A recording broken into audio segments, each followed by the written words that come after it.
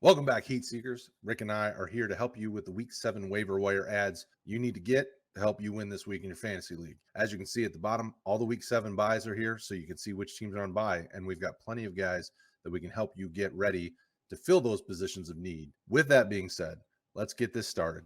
The top guy that you need to add, J.D. McKissic, running back, Washington football team.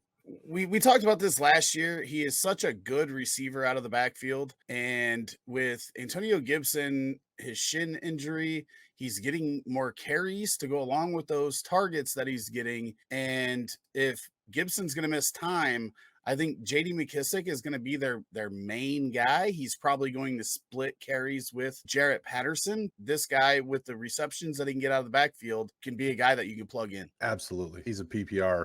He's a fun PPR option for sure. Next up, Sterling Shepard, wide receiver, New York Giants. So we know that Kadarius Toney got hurt again. We'll have to keep an eye on the injury report and see what's going on with all that. But Sterling Shepard is a guy that can be trusted. He's a great PPR option. Rick, is this somebody that you feel comfortable with going into this week? It looked like he came back pretty well. Do you feel like he had a good week 6 and he's good to go from here on? Yeah, this is a guy that probably shouldn't have been on the waiver wire to begin with, unless you really had to drop him to get another fill-in to start. The fact that he's out there and available in as many leagues as he is, he needs to be picked up in those spots. He's going to get targeted a lot, and in PPR leagues, he's going to be a guy that you can start as a wide receiver 3 at minimum. Yeah, and look, he had 10 for 76 this week and less than 70% owned in every platform that we look at when we're building this. So it's definitely one of those you need to make sure you get. All right, next up, we got Alex Collins, running back, Seattle Seahawks. So we know Chris Carson is going to be out for a few weeks. This team is going to look different with Russell Wilson being out as well. So they're going to need to lean on the run. Now, obviously, while we're recording this, it's the middle of the Sunday night game. So Seattle and Pittsburgh are currently, barring anything crazy, Collins should be a priority add because he hasn't been added in most leagues. Now, Sleeper, he's almost near 90% ownership, but Yahoo, ESPN, and some of those others, he's below 60%. With the rash of injuries at the running back position, you need to get Alex Collins. Rick, what are your thoughts on Collins going forward? Is there anything that you think that people need to know about him? He just seems to be the one that's going to get all the touches for Seattle. They're familiar with him, and they obviously like him. They brought him back after he went to jail. They're giving him all the touches right now, so he's just a guy that you got to get on your roster and use him to fill in for bye weeks and injured running backs right now. Saw it again with Kareem Hunt. We've got even more running backs hurt. It's just crazy out there for running backs right now. They're all getting hurt. It is. And we've got another running back. So the next one in the plan A tier is Khalil Herbert, running back, Chicago Bears. They threw him into action quickly this week against Green Bay and didn't look bad.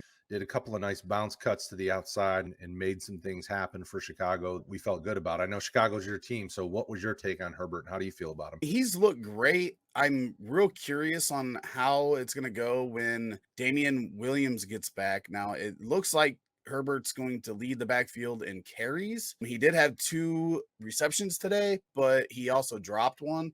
So I don't know how much he's going to be used in the pass game. So for PPR leagues, it can be iffy if he doesn't find the end zone, which he did today, but he also had one called back. So it could have been even a bigger day. So until David Montgomery's back, he needs to be on a roster. I don't know how it's going to go when Damian Williams gets back from the COVID list, but definitely somebody that you need to pick up in case he does take hold of that backfield. Yeah, and with all the injuries, him being owned less than 70% in all the major platforms, you can go get him. You should have no trouble being able to add him in most situations. Round out plan A tier, we got Tim Patrick, wide receiver, Denver Broncos. We've been telling you this guy it feels like forever. I know we've talked about him. Weeks. Yeah, it's been multiple weeks we've been saying to pick him up, and he's still less than 50% ownership, ESPN, Yahoo, and at 86 in Sleeper. So all you Sleeper folks must be following Roto Heat. The guy produces touchdowns, and he got multiple catches this week and still heavily involved, even with Cortland Sutton. Rick, anything you need to add on Tim Patrick, or are we beating a dead horse here? No, it's just he produces, so go grab him if he's available in your league. Absolutely. All right, so kicking off plan B, Ricky Seals-Jones, a tight end, Washington football team, did what we told you guys he could do. We figured he would produce well in Washington behind Logan Thomas because of the injury, obviously. So at least for the next few weeks until Thomas is fully healthy, we'll keep an eye on the injury report. But I don't have any issue grabbing him if you need tight end help. Rick, how do you feel? No, they seem to like him a lot. He's athletic. And this was a guy that was a coveted prospect when he came out, and then it just didn't pan out early in his career. Maybe this is the chance that he needed to really show what he could do. Ricky Seals-Jones is definitely the top tight end probably available on waiver wires. Oh, absolutely. Next up, Rashod Bateman, wide receiver, Baltimore Ravens. So this was his first game as a rookie. Did well. 4 catches, 30 yards, right around 30 yards, 29 yards, I think. Didn't get targeted a ton, but made the most of his opportunities. Less than 50% ownership. If you need some wide receiver depth, this is now the second week in a row we've told you guys to pick him up. He should become a bigger part of this offense moving forward. Looked good. I didn't see any issues with the bid I saw. Rick, did you have any problems with? No, this guy came off the IR and commanded 22% of the market share of targets. That's great to see. They like him, and that whole offense just kind of pooped today. That game did not go how we all expected. We expected a shootout. I don't know what Lamar's numbers were. I know he only scored like 14 fantasy points, so they weren't great. So it wasn't just Bateman that was not fantasy productive today. It was that whole passing offense other than Mark Andrews. I prefer Bateman over Patrick because I think Bateman is going to be tied to the better offense. Others didn't feel the same, so he's in plan B, but I'd definitely go out and grab him if he's available in any of my leagues. Kenyon Drake, running back, Las Vegas Raiders, is the next one in the plan B tier. They continue to use him. Obviously Josh Jacobs was plenty successful as well, but Kenyon Drake had four carries, 34 yards and touchdown, 2 catches, 39 yards and touchdown. Getting a little bit of action on both sides, which is not a bad thing. And he's owned in less than 60% of most leagues, unless you play in sleeper, or he's owned in 92%.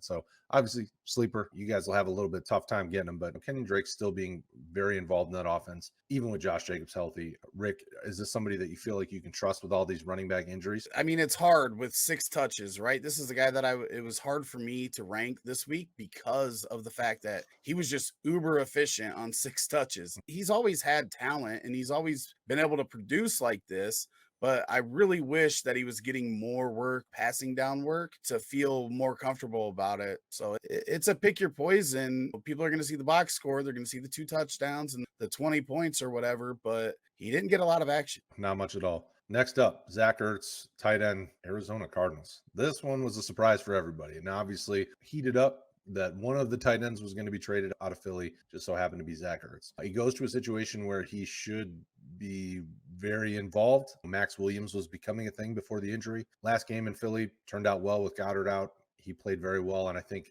I wouldn't be surprised if fills in very quickly and steps up into that role. How do you feel he fits in this Arizona offense, Rick? Do you think he, just like Max Williams, should get a good amount of targets? Yeah, if Max Williams is getting 6 targets a week, then, Zach Ertz is probably going to get about the same, if not a little more. But there's just a lot on that offense. And that's why I don't have him ahead of Ricky Seals-Jones this week, is because you've got Rondale Moore, you've got Christian Kirk, AJ Green, who both had good days today.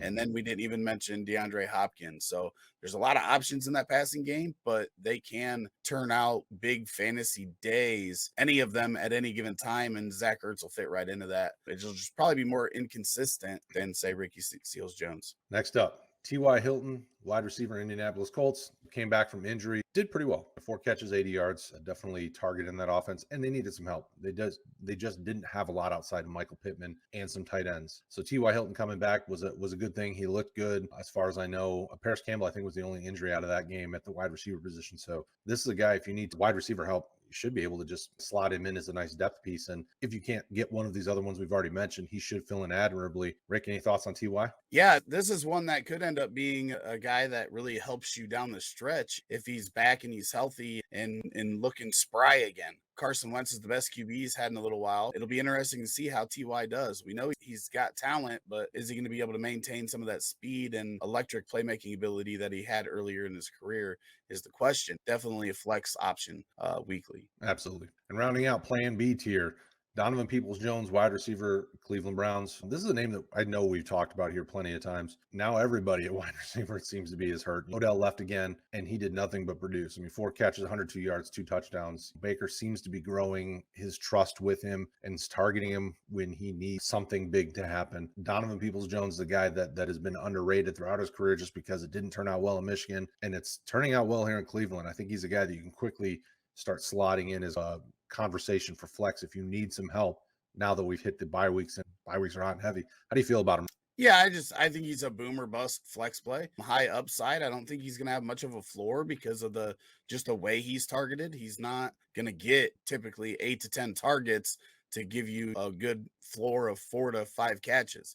he's going to be a deep threat. And when he hits, like today, but when he doesn't, it's going to put a stinger on your lineup. I won't argue that one. I think you're absolutely right. Now that we move into Plan C tier, we're going to start off with a tight end, Jared Cook of the Chargers. And obviously, this one is a bye week guy. So if you're going after him, not going to play this week. But he's owned in less than 70% of all major platforms. 4 catches, 25 yards a touch. Even though they had a rough game this week, he was still heavily involved in the offense.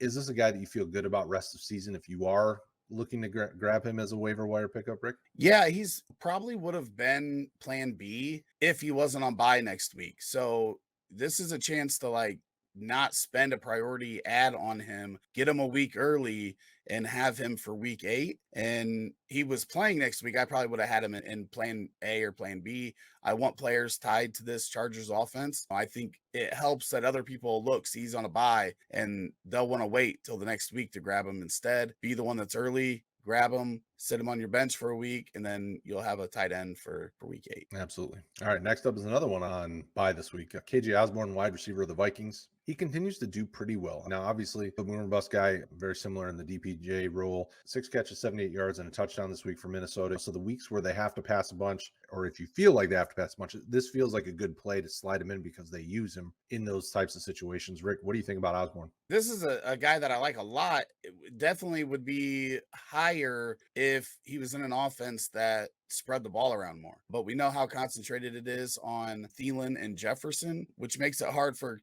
KJ to be consistent. But I think he showed the talent. He's shown that he's capable when given the opportunity.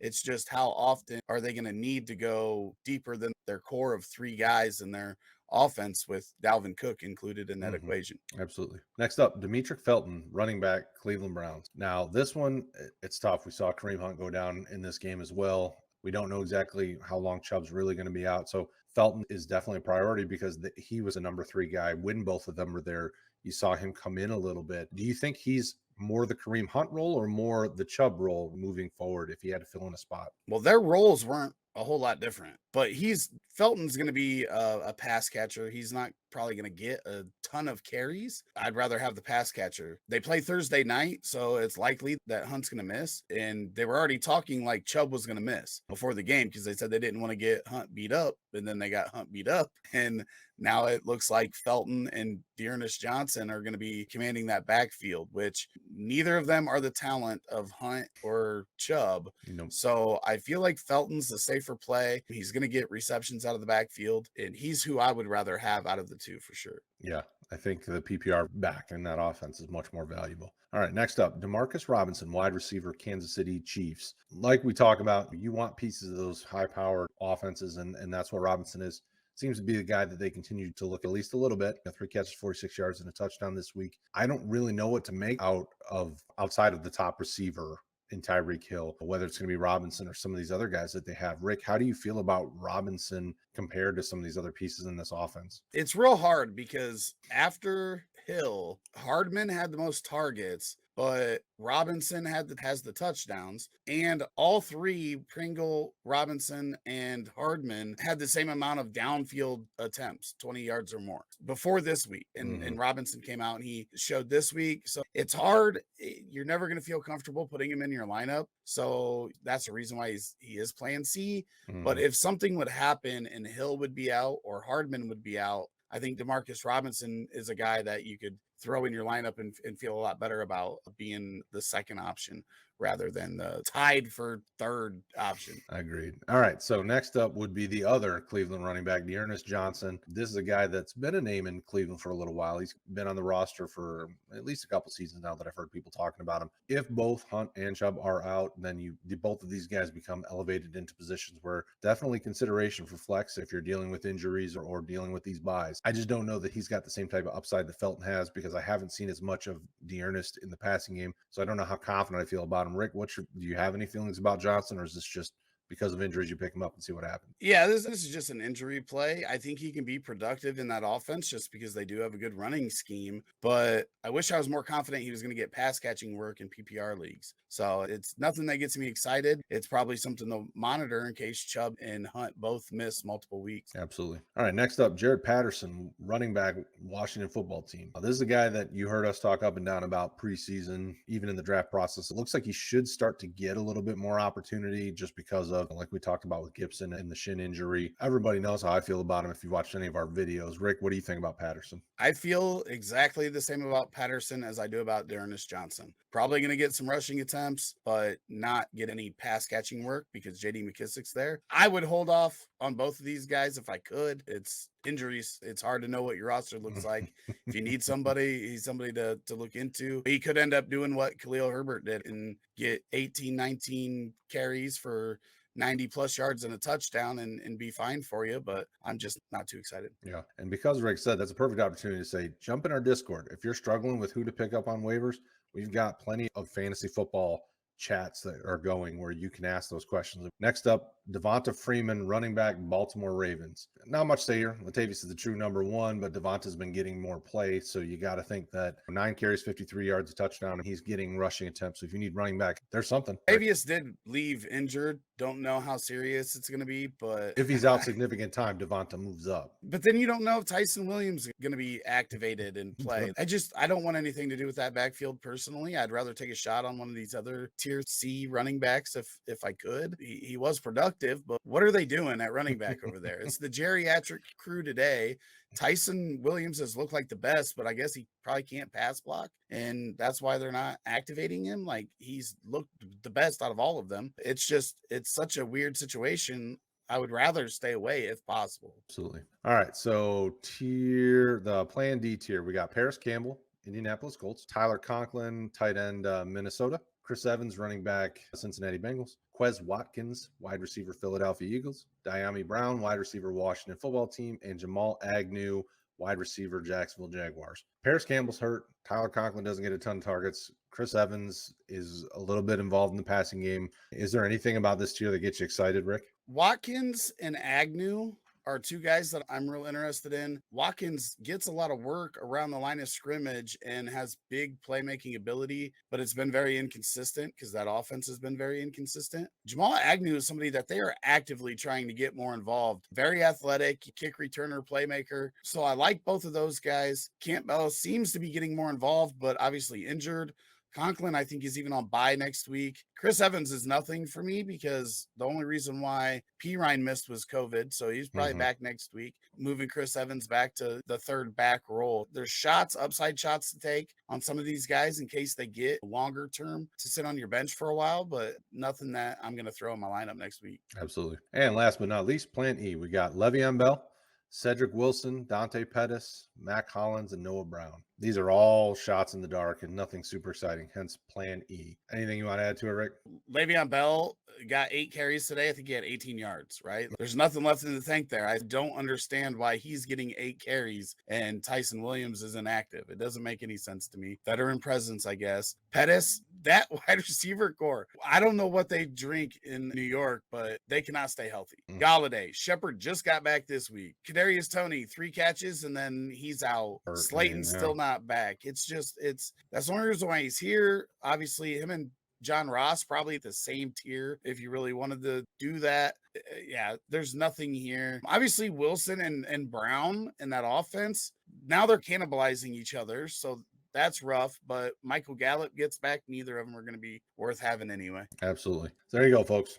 A, B, C, D. Hit our Discord, comment below, like, subscribe, hit that notification icon. We will talk to you guys again soon.